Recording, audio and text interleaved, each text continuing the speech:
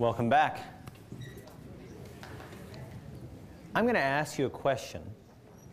What is the #1 cause of death in the United States? Sorry, I apologize if it's not Canada, but most of our statistics tend to mirror each other. Heart disease. But even though it is true, it is heart disease, the next edition of the CDC, which is the Centers for Disease Control in my country, is going to show that it is cancer. Now, why would you suppose that our #1 killer has now traded places? What do you think is happening? Because I can tell you the cancer death toll has gone up steadily from the early 1900s. Yes, some people have said, well, maybe it's because we're living longer. If everyone lives to 80 or 90, they get cancer. Now, I've actually heard some physicians say, yeah, all men, if they live long enough, will get prostate cancer. I've heard some physicians say that. And so could it be that we're living longer? Well, Dr. Riesenberger, it's because we couldn't diagnose it back then anyway. So now it's just before people died for unknown causes, and now they know that it was cancer. In light of even those changes, it's still going up. Still going up. Now, I'll show you why I believe that this is true. How many of you know what your cholesterol is? Wow. Now, how many of you do you suppose would have raised your hands in the 1900s? 0. How many of you know what your cholesterol should be? Wow, a ton of people. How many of you know what saturated fat is? Wow, everybody. Perfect example. I'll tell you one thing from my discipline. In the emergency room, we have protocols. And what would you say the most serious complaint is when you come to the desk? That it sets in motion all of our protocols. I'm having what? I'm having chest pain. There's a reason why when you say chest pain, they go and they hook you up to an EKG, right? They get the IV started right away. They get a chest x-ray. They do a lot of things by protocol. Now, why do you suppose there's such a tight protocol for chest pain? That's right. That's right, because it's the #1 killer. More than 1/3 of an industrialized nation's population will die of heart disease. And so if you're interested in saving lives, then you set all these tight protocols for chest pain. You start talking to people about their cholesterol. You talk to people about decreasing their saturated fat, right? You tell people to change their diets to decrease the accumulation of plaque in their arteries. There has been a tremendous amount of education about heart attacks, coronary artery disease, strokes, vascular disease. People are becoming informed. And I am fully convinced that one of the most powerful weapons that you and I can use is knowledge. I was just talking to someone out at the break, and I believe that the greatest earthly physician for your life is you. The decisions that you make every day impact your health more than the doctor, more than the nurse, more than your genetics. The decisions you make every day, whether it be diet, whether it be exercise, whether it be a type of dealing with your stress, all of those things are going to affect the way you live and your quality of life. But back to cancer. I believe that you guys, since you've done so well, you probably know what the 3 deadliest cancers are. Now, when I say deadliest, I don't mean the ones that kill you right away, but I mean the ones that take the most lives every year. What would you say the #1 cancer is as far as death? Meaning numbers. Yes, I heard pancreatic. Pancreatic is deadly. If you get pancreatic cancer, that is a bad cancer to have because it is very difficult to treat. But not many people get pancreatic cancer. So what would you say the most killing, like the cancer that kills the most people every year? Lung cancer. Okay. Lung cancer. What would you suppose the #1 risk factor for lung cancer is? You know, it's interesting. You all laugh at that, right? But I think it's very important to note that it wasn't always that way, was it? I can tell you right now is that I can go to the Journal of American Medical Association. Have anyone heard of that journal? It's actually the most popular journal for physicians. It's the largest journal. If you go to JAMA, I can pull you an article from 1935 that recommends smoking as a treatment for asthma. You laugh. This is true. This is true. Medical science is not always accurate, right? So I can tell you that we should not pretend to believe we know all the answers. In fact, that was one of the things that caused me to look more closely at something that changed my life. I did not become a Christian until I was a junior in college. And I can tell you that I've had an invitation. Does anyone know where Bastyr University is? Oh, people don't know. Interesting. It is the largest naturopathic school in the country. It's in Seattle. And they have recently created an invitation that they want all of their major religions to present an hour lecture on Hinduism, Buddhism, Jain, Shinto, Tao, all of the religions that are represented in their student body. They would like to come and present. Now, although I'm not a student anymore, I have been given the invitation to represent Seventh-day Adventism, and I am a Seventh-day Adventist. But I can tell you that one of the funny reasons that I became a Seventh-day Adventist was I remember reading something, and it had to do with cigarettes. And I remember reading this thing about, oh, wow, cigarettes are so bad for you. And, well, of course, yeah, I know that. It's an insidious poison. It goes on and on and on. It's like a page of all these negative things. But it was in some literature from some Seventh-day Adventist friends had given me. And I remember, as I normally do, I like to look at references. I'm a physician, I'm sorry. Because it's very important to know when it was written, right? Who it was written by, and who it was sponsored by. Because I want to make sure there's no conflict of interest and no bias in the studies that I'm reading. So I remember looking at the publishing date, and it was 1870. I was like, what in the world? Then I started looking at the author. I'm like, this is written in 1870? And the amazing thing to me was not the knowledge that it was proposing, because it was proposing something that was elementary to me. But it was almost 100 years before we as physicians came to the same conclusion. So I bring that out because as I'm going to present something as cutting edge as cancer, just understand that science does not have all the answers. And that is what made me give a second look at Christianity, is because I saw evidence of someone who knew what they were talking about way back when. Now, most of you here today, if I were to say a vegetarian diet, would you think that that's positive or negative? Positive. Can you imagine what I would be experiencing if I said that in the 1800s? Exactly, that's what I would get. I'd get laughter. I'd get mockery. I'd say, oh, not enough protein, not enough iron, no calcium, da-da-da-da-da-da-da-da. But now we know it's true, isn't it? And my question was, as a side note, my question was, how do you know that in the 1800s? Then I researched the author, which I like to do too. Because, you know, if somebody does a study on a drug that Pfizer makes, are they a lecturer for Pfizer? Do they receive benefits from that company? So I like to research what they do, what their level of education was. And the author that wrote this about cigarettes, about vegetarian diets, had a third-grade education. I was like, whoa, wait a minute.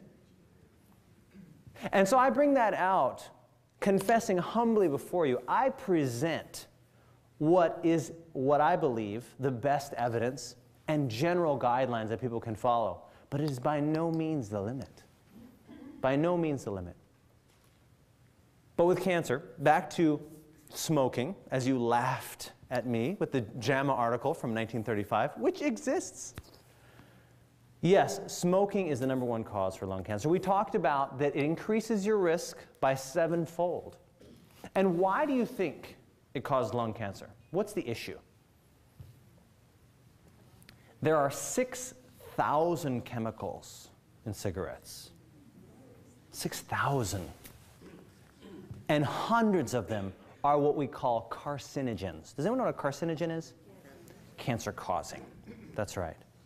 And the problem is that you are bringing a substance into an area of your body that is highly sensitive. And I'll share with you why. Many of you have taken a drug before. Now, if you take it in the form of a pill, let's say I give you something like Percocet or Valium or Vicodin. You take it, and when is it going to make you sleepy or relieve pain? You take a pill. An hour, maybe half an hour, right? Now, if I give you perhaps a patch with the same medication, put a patch, a transdermal, when will you start to feel the effects? You can, depending on the drug, but it's a little faster, isn't it? Now, if I give you a shot in the muscle, faster yet. Let's say I put something in your IV. And finally, let's say you're in surgery and the anesthesiologist is looking over you and he's got a mask that he's going to put on. And he puts on the mask, he says, "Don't worry, this is just oxygen for now." Start counting backwards. 199. When you breathe in a drug, how rapidly does it work? Boom. And that is because the alveoli in your lungs have one cell that separates the lung space from the blood space. It is absorbed almost instantly. And what are you doing with cigarette smoke? Right into the bloodstream. And that's why it's so addictive, right? Because what's the addictive component? Nicotine, that's right. You get that feeling almost instantly. In our society, do we like to wait for pleasure? We want instant what? Gratification. And that's why it works so well. Because it's not a food, it works even faster. It works within seconds. But that's also another problem because it's highly absorptive. Your body just drinks in what you put into the lungs.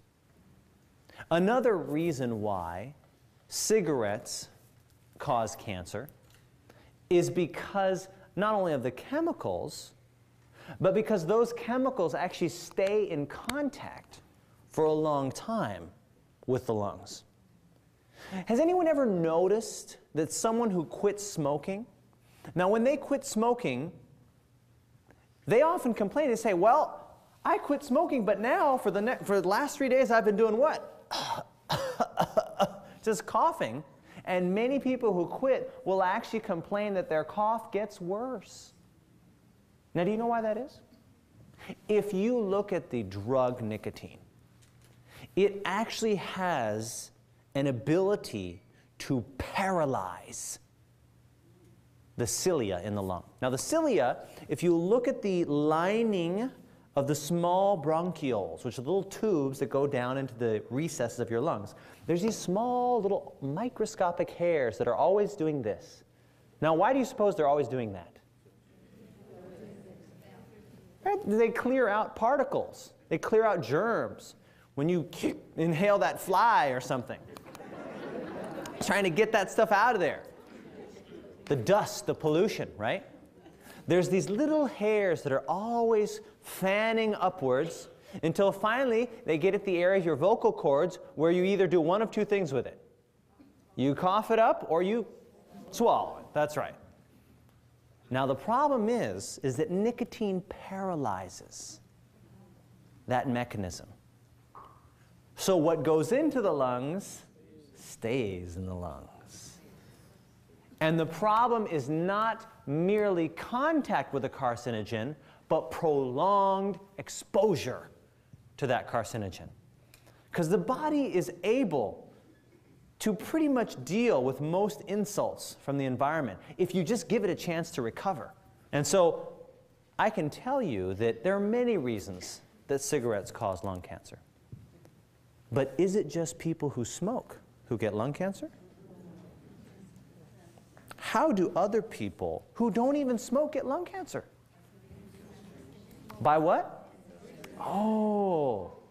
Did you know that in many states now, there's a powerful lobby that is trying to close down smoking in bars, in restaurants? It's already done in many states. Now, why do you suppose the bartenders, the waitresses, why do they want to do that? Because they're dying of lung cancer. Did you know that? Did you know that 3,000 people in my country get lung cancer every year from secondhand smoke? Now, I can tell you it is a different magnitude.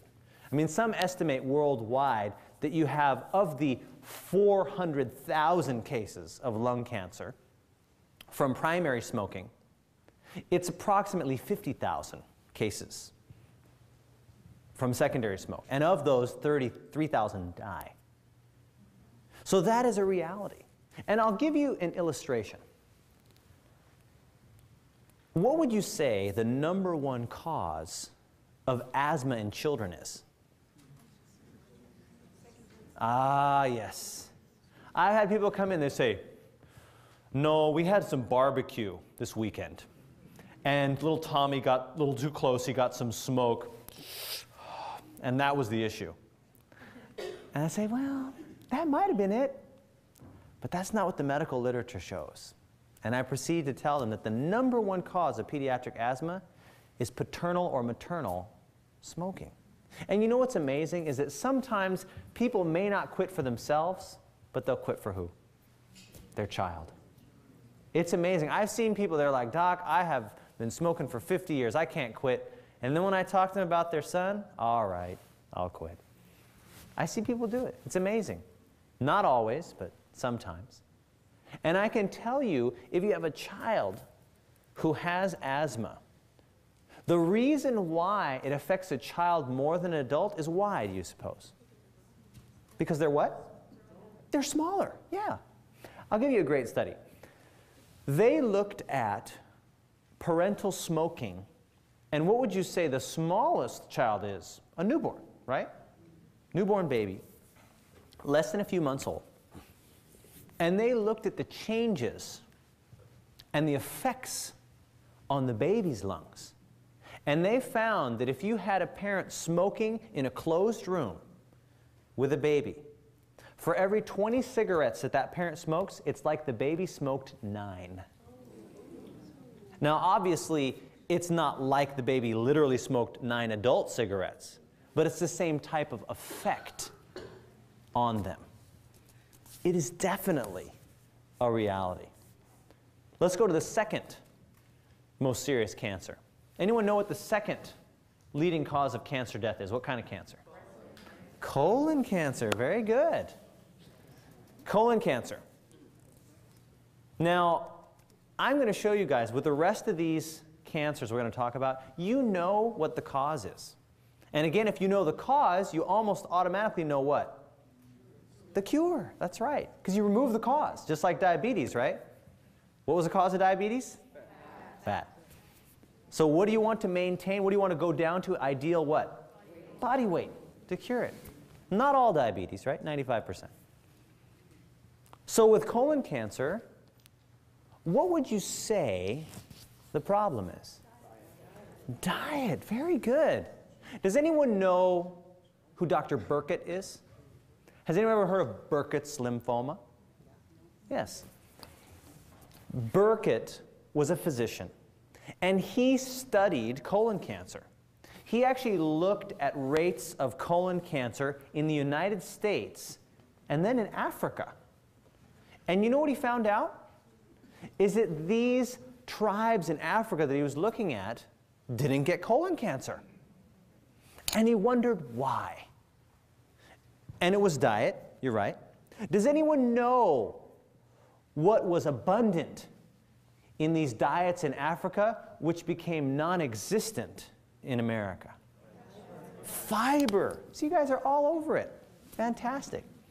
Now, why would you suppose fiber would have anything to do with colon cancer? Because fiber, you know, isn't that what they used to call roughage? It just kind of just goes through, right? I mean, no big deal. You don't even need it. How many calories does fiber have? 0. 0 calories per gram, because your body doesn't absorb it. So it's kind of like a non-essential, right? Or maybe not. So why do you think diets that are low in fiber would give you an increased risk of colon cancer? Because of various answers. I'm going to give you a very powerful illustration. Now, obviously, the literature is abundant that shows this. In fact, I was just reviewing a study today that showed it's not only high fiber diets, but you can even go with varying amounts of fiber. You can have someone who has the lowest amount of fiber, someone who's a little higher but less than average, average, above average, and highest. And every time you jump up, you reduce your risk of colon cancer. Every time you move up. In fact, between the highest and the lowest, you have a 50% risk reduction just from fiber. In fact, they were looking at some statistics from the National Institutes of Health, and they showed that if people in my country, again, extrapolating to yours, if they just added 12 grams of fiber a day to their diet, they would prevent over 50,000 cases of colon cancer. Do you know what 12 grams of fiber is? That's like everyone eating a bran muffin. I mean, a really big, hearty bran muffin.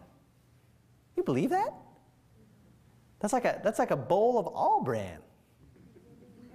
A big bowl. But I mean, 12 grams of fiber to reduce 50,000 colon cancers. It's incredible. I'm going to share with you how fiber works. But I'm going to also start with what I believe, again, turned me to considering more than just medical science, but our original design. If you take a look at a carnivore, a meat eater, right? You can look at its digestive system and you can tell what kind of diet it's going to eat, right? Let's start with the teeth. Carnivore's teeth. Fangs, right? Sharp. And then you go down to the stomach. And there is a component in the stomach that is vital for digesting meat. What is it? I heard it. Acid. High levels of hydrochloric acid. Also, you look at the intestines. And do you suppose a carnivore has a long intestine or a short intestine? Short. It's like 9 feet, the average carnivore. Then you go to an herbivore. What's an herbivore? It eats plant foods, or a vegan, we would say. And you look at the teeth, and they are what? Flat. Not all flat, right? Not all flat. A horse doesn't have all flat teeth, right? But things that are designed for grinding, right? And when you go to the stomach, what amounts of acid do you find? Do you think it's more hydrochloric acid or less? Less, that's right. You go to the intestine. How long are the intestines in an herbivore? Shorter? Longer? Longer. Absolutely. Now I'm going to share with you what we're like. If you look at our teeth, who do you think they most resemble? The herbivores. If you look at the pH of our stomach, it has 10 times less hydrochloric acid than a carnivore's. And how long are our intestines? Close to 30 feet. And if you understand, just looking at our anatomy and physiology, you'll start to see the wisdom in the original diet given to man in the Garden of Eden, which was? It's a vegan diet. A vegan diet. What were we designed for? Plant foods. Now I'll tell you why. What would you suppose is something you need to be careful to refrigerate right away? What kind of foods? Animal products, of course. You don't leave the meat sitting out, right? You don't leave the chicken sitting out because you're going to get what? Salmonella, that's right. You don't leave the mayonnaise out. You don't leave all the animal products you don't leave out. And so the reason for that is this, is because if you put things in a warm, dark, moist place, what happens to it? It spoils. Now, when you eat something, you are placing it in a warm, dark, moist place, right? And the thing is, if it's an animal product, you don't want it to stay in there that long. That's why the good Lord designed a carnivore to get the meat in and get it out. Or some people might even argue that from the beginning they weren't designed to do that, so God allowed them to adapt to eat it. When you have foods and they stay in the gut for long periods of time, what do you think they start to develop? Carcinogens. In fact, they showed that bile salts, does anyone know what bile is? What do you need bile for? What does it use to digest? Fats, right? And most animal products are high in fats, sure. So if you have bile salts, which is what you and I all need to digest fats, and they were exposed to the colon wall for long periods of time, it induced cancer. Now, where does fiber come into all this?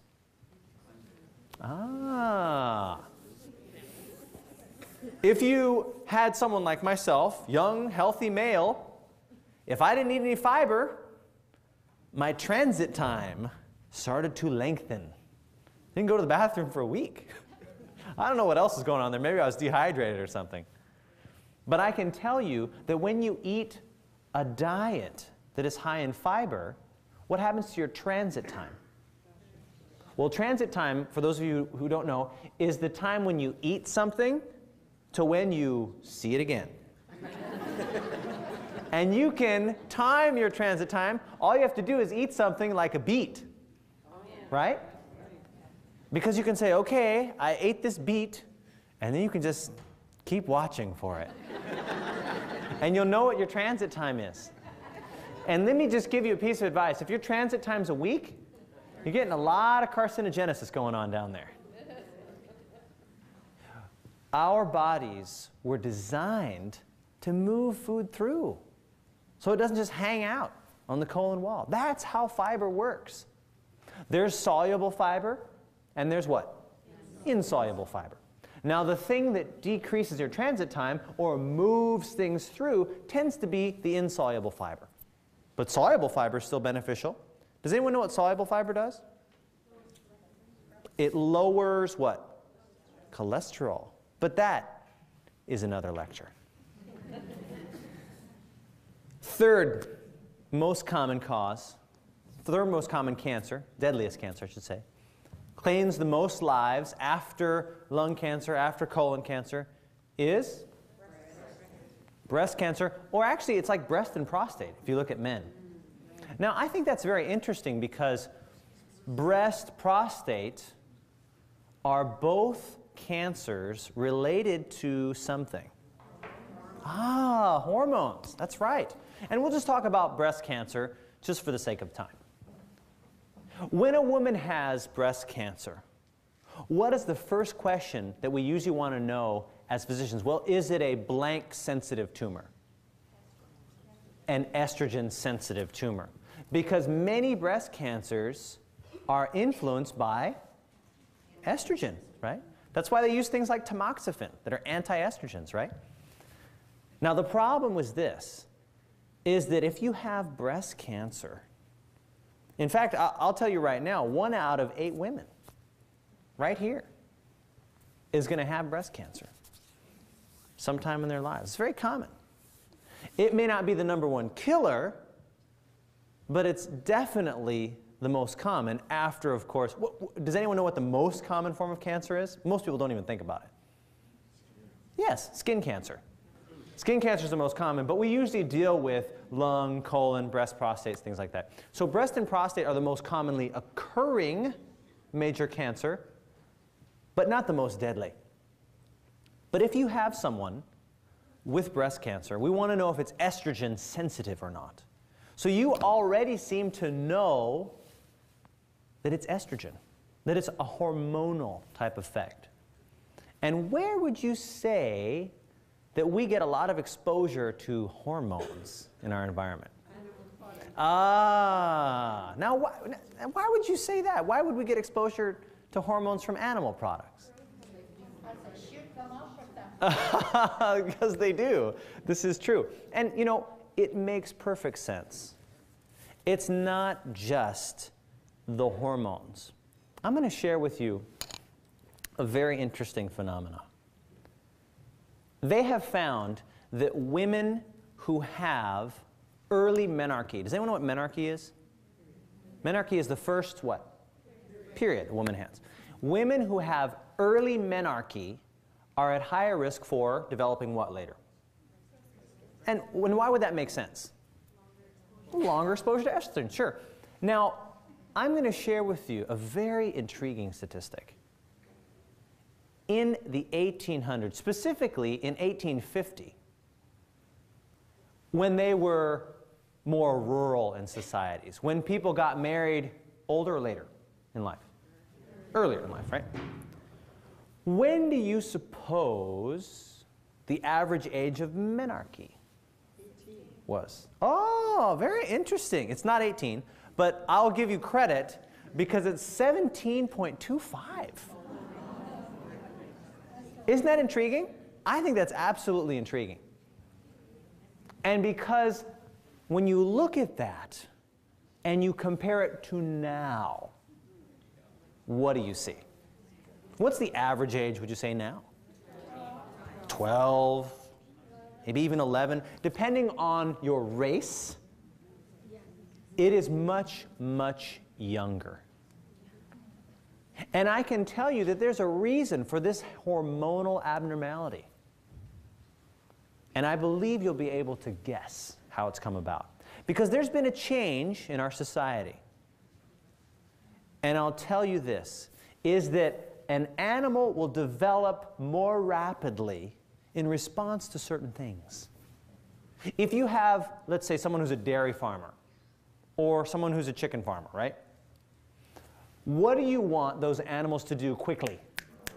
Grow, right? Because what does the little chick do for you? It just cheeps and maybe smiles at you. But you want it to grow so it can start laying eggs, right? And what does the calf do for you, right? Nothing. You want it to grow up so it can start giving milk. So animal husbandry understands this concept. They want to mature their animals quickly so they can start to make a profit. So what do? They give them hormones, yes, but does anyone know what else they do? They do give them antibiotics. Very good. I think that's the second one you've gotten. Antibiotics are for twofold. It prevents infection in these animals because if you've got someone whose neighbor is just like right here, right? How many more infections do you think you're going to get? A lot more, right? So the antibiotics are to ward off infection, but also to increase maturation. Anything else they do to these animals? What do cows typically eat? Normally, in a normal environment. Grass. Do they eat that in the animal husbandry business? No. Corn? Hopefully they eat corn.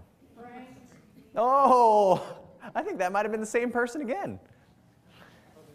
What do they feed them that's a problem? Yes, that's right. In fact, Switzerland won't take any of our beef anymore because we don't have a program to eliminate certain diseases in our cow population. Now, when you take a cow, which is designed to eat grass, right, and you give it more animal products, what component of its diet are you increasing? Carbohydrate, fat, protein. Protein. When you feed any animal large amounts of protein, what do you think it's going to do quicker?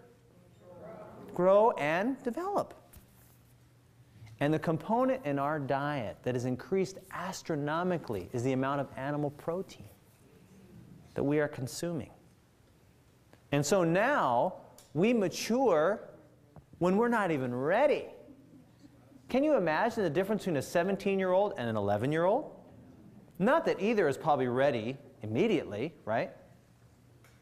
But I think it's very clear that things have happened in our environment and our society that have negatively impacted us. Did you know that, has anyone heard of T. Colin Campbell, author of the China Diet Study? He has actually gone to rural China and examined the age of menarche. And you know what it is? 15 to 18. It's still the same.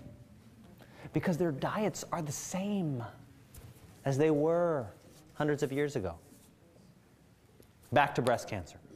We talked about early maturation. We talked about the increased animal proteins. But I'm going to share with you one tidbit as we close about estrogen. And did you know that an athlete, a female athlete, especially distance athletes, as they begin to run more and more and they become leaner and leaner, what do they lose? Their period. Do you know why they lose their period? Are their ovaries malfunctioning? Are their adrenal glands malfunctioning? Body fat, exactly. When a woman drops below 12% body fat, her period will experience irregularities. Do you know why? Because fat is where you get peripheral conversion of estrogen to an active form. And if you don't have enough body fat, you can't muster enough of the active form of estrogen to produce a period. Now this comes in when we look at the risk of obesity and breast cancer. If you look at a woman who's premenopausal, if she's normal weight, her breast cancer risk is, let's say, 1. If she's overweight, meaning above her ideal weight but less than 20%, it doubles. If she's obese, which means greater than 20% overweight, she triples her risk of breast cancer. Now, if you go to the menopausal woman, that effect changes because you've had exposure to what hormone all your life? Estrogen. But that is accentuated by the fat to this degree. Postmenopausal woman, lean, still, baseline rate, 1. Overweight, 500% more. Obese, 1,200% more. It's an exponential relationship. Absolutely. You're right that it is estrogen exposure. But what are the things in our environment that are causing that estrogen exposure? It's not the birth control pill you're taking, principally. It is the fat that we carry that converts that estrogen to this prolonged exposure. It's the animal proteins that we're being bombarded with to the point that we mature 5 to 6 years earlier than we're designed to. When you understand the causes of cancer, you'll begin to understand the cure. And I'm going to share one illustration about the immune system. Do you remember what system goes down in diabetics that causes infections? Immune system.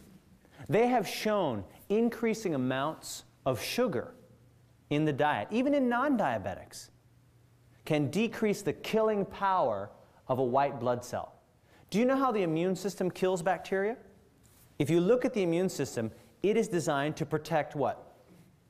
Us, protect us. It will eat bacteria, viruses, even a splinter you get caught in your finger. It'll start to fight all of that.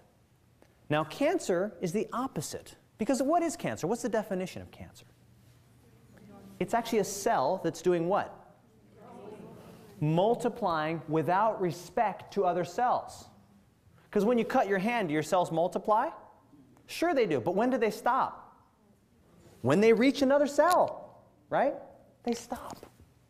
Cancer is something that multiplies without respect to other cells. Cancer cells also produce something called angiogenesis factor. And what do you think that does? That brings blood supply away from its neighbors to where? To itself. Cancer multiplies without respect to its neighbors. It pulls nutrition away from other cells without respect to its neighbors, and it grows and crushes whatever's in its way. Cancer is looking out for who? Itself. And I want you to look at this very carefully. But do you know what cancer eventually will do? Is the cancer will grow to a size where it will now run into a blood vessel, like the vena cava. We get something called superior vena cava syndrome, where the tumor blocks off that blood vessel. And what eventually happens? You die. But you know what also dies? The cancer. If you understand cancer and the principles of cancer, it illustrates the life of most of us in this world. We're all looking out for what? Number one. And that will lead to death, just like it does for the cancer. Now, the immune system is the contrast. Did you know that if you take any organism, it can just be one cell, and if you expose it to something that's toxic, do you know what it'll do? Which direction do you think it's going to run? The other direction. But did you know what the immune system does? It fights other bacteria, viruses, things like that. But the way that it fights is actually harmful to itself. It produces chemicals that destroy the bacteria, but it also weakens the white blood cell. And most white blood cells can kill about 14 bacteria before they give up. And when I say give up, do you think they retreat to the lymph nodes? They retreat to the spleen or the bone marrow? Did you know that the immune system fights to the death? It will fight and sacrifice itself for the body. When you look at the two contrasting forces, you can see an illustration of what I believe is the great controversy in this world. You have cancer, which is selfishness. And you have the immune system, which is selflessness.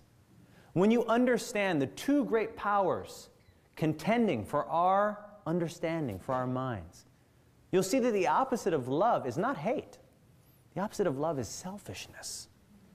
And I can tell you, as I began to see that illustration in the immune system, I began to see a God.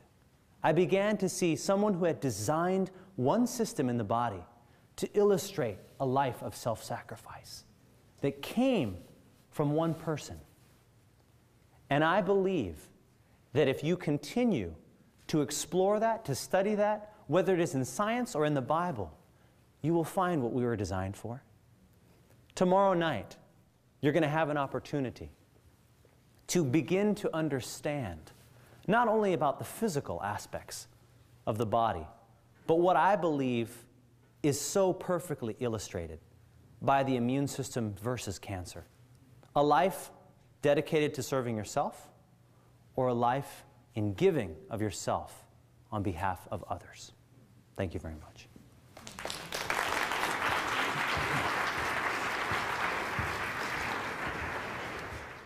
Okay, any questions? Excuse me, I'd like to ask you regarding prostate cancer. Prostate cancer? That the medical doctor recommend biopsy for prostate cancer. Was that because the PSA was elevated? What prompted the biopsy? Digital exam? Okay, well, if the physician felt something that was like a tumor, he may want a biopsy. Now, normally, if you feel something, most of us would get an imaging study, but I mean, who knows? Maybe there's a huge tumor or it feels like a rock, and so the physician says, look, even if I see something okay on the ultrasound or CT or whatever they do, they're still going to want a piece of it. Certainly a biopsy is not pleasant of the prostate, but if there's something abnormal there, at least you want to know what it is. And really, the definitive way of diagnosing cancer is a little rhyme that the surgeons all taught us in medical school and residency. If tumor's the rumor, then cancer's the answer and tissue's the issue. So you have to get a piece of tissue to find out what the issue is. So if it were me, I would definitely want to see the biopsy. If you don't want to have the biopsy, you could ask the doctor, say, well, could I get some imaging first and avoid the biopsy if it's normal? If he says, look, I don't care what the imaging looks like, something feels really abnormal, you should get the biopsy. Okay, thank you. You're welcome. If you have cancer, you've heard that you're supposed to cut out the meats, and there's another school that says that you also do not take fish. Mm. You know, Well, but because if you have chicken meat, you also have that, you know, the injections and so on. Here's the issue with fish. There's an entire lecture on fish. Now, I personally don't eat fish. I'm a vegan vegetarian, which means I eat only plant foods. In fact, I am organic vegan with a juicer at my home. So I'm probably way on this end of the spectrum. But a lot of the reason for that is I know too much. So the thing is with fish is this. A lot of fish, if you were to look at all the meats, fish is probably the best of all the meats that are out there. However, what I would say is that the problem with fish is an issue called biomagnification. Does anyone know what biomagnification is? Does anyone know what food chains are? Like a food chain? Now, a land-based food chain is usually just 3 links. It's grass, cow, McDonald's, right? Those are the 3 links in the food chain. But have you ever looked at a sea-based food chain? Do you know how long it is? It's like 14, 15 steps sometimes.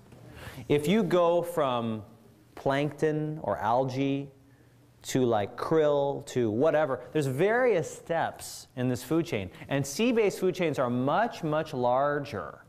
And now the problem with that is this, is that if you get a small amount of contamination in a water source or anywhere, what tends to happen with the chemicals like DDT, right? You guys have heard of DDT, DDE, other pesticides, things like that. Contaminants are deposited and concentrated in fat. And so if you have one link of the food chain, let's say the amount of contamination is negligible. When you move up to the next one, it is about 10 times as concentrated sometimes. And then it goes up more and more and more and more. And the more links to that food chain, the more concentrated the biomagnification. And so the problem is with a lot of fish is that these fish are carnivorous fish, like trout or tuna or salmon. They're way up on the food chain.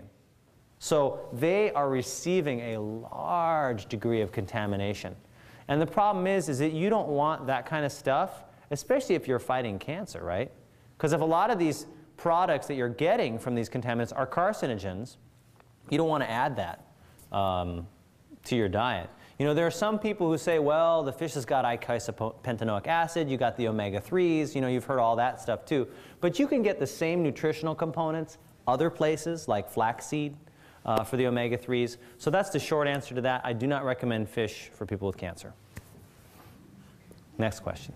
A couple of years ago, I had uterus cancer, and I ended up having a hysterectomy. Sure. Where they took my ovaries and the whole thing. And I was 68 years old at the time. Mm-hmm. And but I am overweight, and I know that. But I was wondering, what does that still increase my chances of getting cancer again? Well, if you have had a hysterectomy, that means your estrogen levels are a little lower. However, since you were probably postmenopausal at the time, your ovaries probably weren't cranking out a tremendous amount of estrogen anyway. So the principal sources of your cancer risk factor are still probably going to be the excess weight. Because, of course, you don't have a uterus to get uterine cancer now, but you still could get breast cancer, right? You could get other forms of cancer. So it certainly entirely eliminates your risk for uterine cancer, now that you had the total hysterectomy, or ovarian cancer. And that's true that fat, obesity, dietary components do influence uterine cancer and ovarian cancer tremendously. But, you know, still breast cancer is the big one. I mean, uterine cancer, ovarian cancer is an issue, but it pales in significance to the amount of breast cancer that we see. So I, for sure, would say you would get tremendous health benefits even though you don't necessarily have a uterus or ovaries. I was 26, I had my uterus taken out. Mm-hmm. They did a biopsy, and he scraped down on that side, and I felt it. And it came back benign, but I still said, take it out.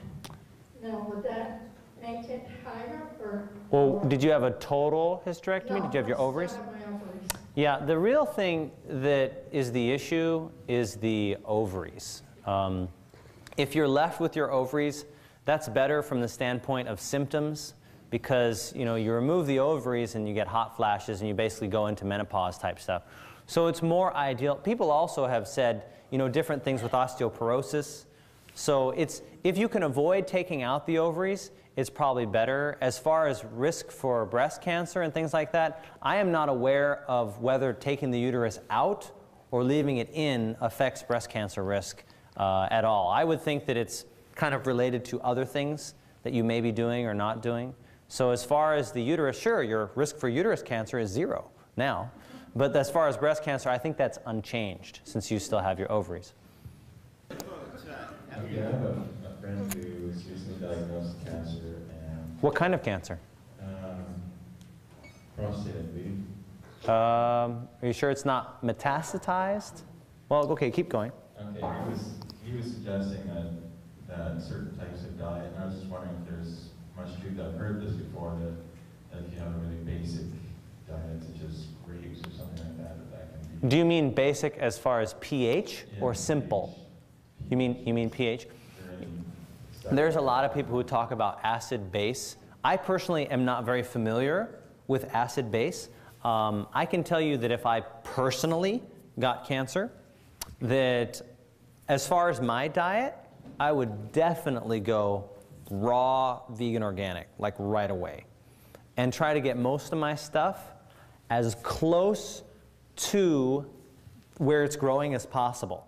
Because what they're finding now is a lot of these compounds, these antioxidants, these isoflavones, resveratrol, quercetin, genistein, all these things that we're just discovering are powerful anti-cancer compounds. A lot of these new things that are appearing actually come in to the plant at the moment of getting ripe, like near the end of when it's basically ready to eat. And the problem is that if you're far away, like if you're getting some bananas from Brazil or something like that, when do they pick them? Well, they're super green, because otherwise they'll get, you know, spoiled or bruised by the time they get to you. But the problem is that a plant is not going to receive anything more, right, at the point when it's picked. The only thing it's going to do is going to take what it's got and convert it to something else. So what I recommend to people is, ideally, is the nearer the vine, the greater the blessing in the food. If you can actually just take something and just pick it and then eat it, that is the best amount. That's the maximum amount of nutrition you're going to get, as long as it's growing in good soil. And there have been a lot of studies done now on organic versus non-organic. I'm definitely for organic, not just from the standpoint of nutrition, but we actually had a study kind of near where I'm living on Mercer Island. Does anyone know where Mercer Island is? And would you say the people there are poor, rich, what? They're mostly rich. So they can afford to get stuff. In fact, their median income is, I think, double. And they did a very intriguing experiment on organic versus non-organic in children, ages 3 to 10. And they found that these kids that were just eating a regular diet, and they checked for measurable amounts of pesticides, certain types of, they're type of nerve, they affect nerve conduction in insects, and that's how they kill them. And they found that these hydrocarbons, when the children were on a regular diet, they could measure them in the urine and the saliva. And within 36 hours of stopping the regular produce and going to organic, they had nothing. And when they went back on it, it appeared right away. It's pretty amazing. And so what I tell people is that, yeah, sure, people could argue and say, well, Riesenberger, that amount of pesticide residue, we don't think that that's necessarily harmful. But we know a lot of it's harmful, right? And we know that long-term exposure to a smaller amount is also harmful. So my point is that if you can detect it in someone's saliva and urine, why do you want that? You know what I mean? So what I would recommend to someone with cancer is to work with a physician who knows what they're doing as far as medical side of it, but is willing to work with you also in changing your diet and your lifestyle. Not just your diet, exercise, the way you handle stress, the way you sleep, amount of water you drink, all kinds of stuff. Is there one more question? Yeah. Okay. You were talking about the comparison or the link from estrogen for a woman with Yes. that to breast cancer. What is the link for a man, an obese man, with being fat? Wow. To cancer? Oh, as far as prostate. Oh, that's a very intriguing. I haven't seen a study done on that, actually.